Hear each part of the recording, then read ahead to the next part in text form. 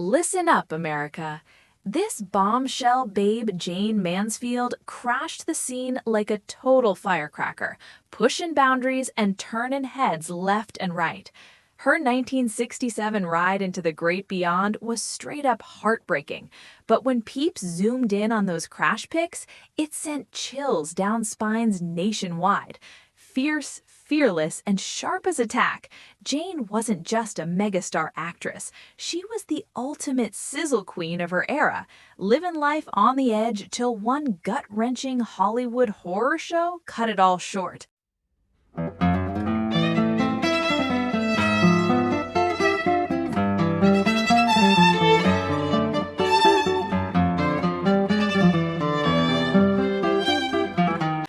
Born Vera Jane Palmer on April 19, 1933 in Pennsylvania, little Jane faced heartbreak early when her dad, Herbert, dropped from a heart attack at age 3. Life flipped upside down as her mom remarried quick and hauled the fam to Texas. Jane blossomed fast, rocking those legendary curves by high school, making her the queen bee of the hallways. At 16, she locked eyes with the hunky Paul Mansfield at a bash. They were both stunners, both crowd pleasers, and sparks flew instantly. But youth ain't always wise. Less than a year later, at 17, Jane tied the knot, hiding a big secret. She was 3 months along. Their daughter, Jane Marie, arrived 6 months post-vows. Not the smoothest launch for a marriage, and tensions brewed quick. Paul wanted Jane playing house as a stay-at-home mom, but she had star power burning inside since toddler days. Persuasive as heck, she talked him into ditching Texas for LA in 1954 to chase her dreams. Her killer looks opened doors in Tinseltown, but early auditions bombed hard. One exec spotted her spark, yet big studios like Paramount and Warner Bros. Said nah. Then Jane had a light bulb moment. Fun fact, this iconic blonde bombshell started as a brunette. After those flops, she went platinum, and boom, things shifted, though not quite as planned. In February 1955, she scored Playboy's Playmate of the Month gig, skyrocketing her fame and making studio suits rethink their passes. But don't peg her as just eye candy. Jane's IQ was off the charts. She spoke 5 languages fluently, and folks dubbed her the smartest dumb blonde. She griped that fans fixated on her figure over her brains. Her 1956 flick The Girl Can't Help It put her on the map, but with shady vibes. Studios were hunting a Monroe clone to stir the pot. 20th Century Fox hyped her as Marilyn Monroe supersized. Kinda gross. Worse, they had Monroe on payroll and used Jane as leverage to reel in the diva during her tough spells. As her career soared, her marriage tanked. Paul was the jealous type from day one, yanking her from a secret beauty pageant because he couldn't handle sharing the spotlight. Jane wasn't a saint either, dabbling in flings that sparked epic rows. By 1956, it was over. She filed for divorce. Paul clapped back, suing for custody of Jane Marie, citing her Playboy stint as proof she was unfit. He lost, thank goodness. Mid-divorce, Jane spotted bodybuilder Mickey Hargitay at a club gig in Mae West's show. She fell hard, but West went ballistic, sparking an infamous showdown that ended with another muscle dude roughing up Hargitay.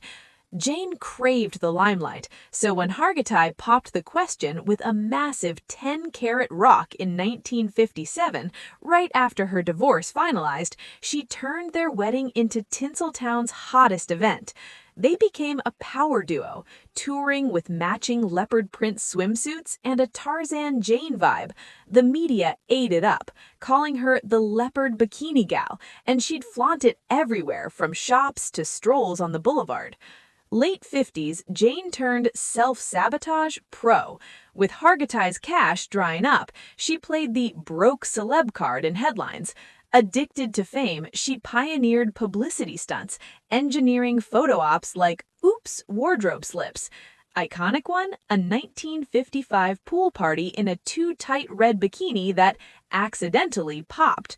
Her 1956 hit Will Success Spoil Rock Hunter sealed her legacy, playing the diva Rita Marlowe, a cheeky nod to rival Monroe. Peak fame, but downhill loomed. She and Hargitay had 3 kids, Mickey Jr., Zoltan, and Mariska, but Jane's wandering eye returned. Rumors swirled of hookups with big names like the Kennedys. The breaker? Her fling with Vegas singer Nelson Sardelli. In 1963, desperate for a fast divorce, she dragged Hargitay to Mexico with Sardelli in tow. Brutal.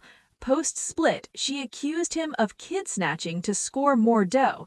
Total fabrication. Fame twisted Jane darker. Her slips escalated to full-on strips and clubs, losing her designer and agent who called her a freak. She clashed with rival Mamie Van Doren on a low-budget flick, refusing shared scenes and trash-talking her as a budget Monroe. Shifting to lucrative nightclub gigs in the late 50s, she raked it in with steamy acts. In '64, she married Italian director Matt Cimber, her saddest match. As blonde bombshell roles faded, he pushed her into sleazy flicks, tarnishing her rep. They talked her into 1963's Promises, Promises, featuring the first major Hollywood nude scene, banned worldwide. A regret for sure. Their marriage crumbled fast. Jane's cheating and boozing hit rock bottom. Divorced by '66, she seemed lost. Jane's wild side went occult. Meeting Church of Satan founder Anton LaVey in '66 sparked headlines claiming she was a Satanist. He named her High Priestess. His daughter later said it was real, including a fling. Publicity or truth? Debatable. Living with lawyer Sam Brody post-Cimber, Jane drowned in drinks and brawls, grinding through burlesque for bucks. In '66, tragedy struck at a California zoo. A lion mauled son Zoltan, requiring brain surgery and battling meningitis. He survived, but Jane had little time with him. Her last on-screen bit? A spicy '66 cameo in A Guide for the Married Man, her final film role. June 29, 1967, early morning, heading to New Orleans with driver Ronnie Harrison, Brody, and kids Mickey Jr., Zoltan, and Mariska. At 2:25 a.m., their Buick rear-ended a fog-shrouded truck. The front seat adults, Mansfield, Brody, and Harrison, died instantly. Jane was just 34. The crash was brutal. Responders pieced it together slow. Rumors flew. Decapitation? A photo showed blonde locks on the windshield, but autopsy confirmed crushed skull, no beheading. That hair? Her wig flung in the wreck. Myth lives on, though. Bright spot, the kids in the back survived, though scarred. Mariska sports a zigzag headmark today. Post-death, her mangled Buick became a creepy relic. A fan preserved it with alleged bloodstains, selling for $8,000 in '99. That infamous pic of Sophia Loren side-eyeing Jane in a plunging gown? Loren spilled. It was her Hollywood welcome bash, but Jane stole the show late. Loren eyed her because the dress was slipping dangerously. No beef, though. Loren refused signing the photo post-death, out of respect. Fast forward to 2026. Jane's legacy lives through her family. Daughter Mariska Hargitay, now a powerhouse as Olivia Hargitay on Law & Order SVU, just kicked off season 27 with a buzzing crossover event on January 8th. She celebrated the franchise's 25th anniversary bash in New York City, posing with legends like Sam Waterston. Mariska's 2025 directorial debut doc, My Mom Jane, dropped bombshells, like revealing her bio dad was actually Nelson Sardelli, not Mickey Hargitay. It featured all siblings, Jane Marie sharing memories, Mickey Jr. and Zoltan, who gifted Mariska syncs from Jane's old pad in a deleted scene, and Antonio Tony Cimber, whom Mariska confronted about his dad's rocky tie with Jane. The film is still making waves, with Mariska calling it psychic surgery for processing her mom's story. Oldest Jane Marie keeps a low profile, but appeared in the dock, honoring their bond. Timeless voices here. Dive into more epic tales from yesteryear. If this hit ya, smash that like button, subscribe for fresh drops, and drop a comment. What's your fave Jane moment? Stay timeless, folks.